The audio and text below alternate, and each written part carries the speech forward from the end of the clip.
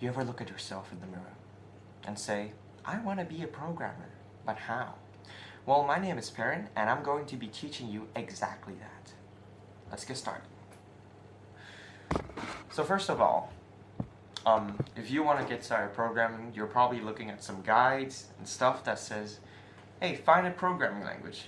And then you're all over the place like, hey, what are the pros and cons of Python? What are the pros and cons of JavaScript? What are the pros and cons in C++, C, and stuff like that?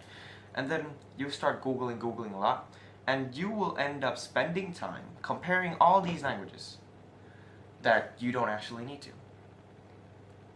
I recommend that you start with a general purpose programming language like Python or JavaScript and just dip your toes in, because once you learn the basics of these languages, they will be applicable to other languages as well.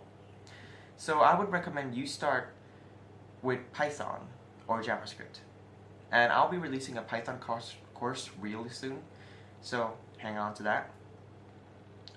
So basically, the first tip is that don't wait, just dip your toes in, go right ahead.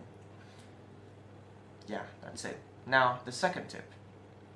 After you have started to learn some of the basic functions of programming, such as creating a function, creating for loops, while loops, if statements, and stuff like that, you can start to build some projects.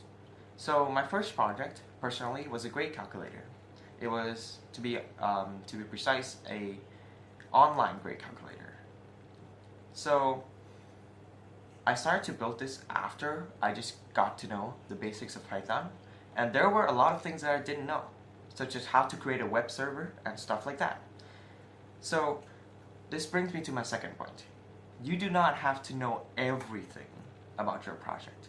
Just know about 50% and don't pick a crazy hard project. Now, it's also important that you pick a project early on after you grasp the fundamentals of the language, because you will know by programming your project, you will know how hard it is to catch errors in the programming language, and then you'll see if you like it or not. And it is also a very easy way to boost your ego, which I have done. So after you've done your first project, you can move on to more harder stuff like object-oriented programming or functional programming.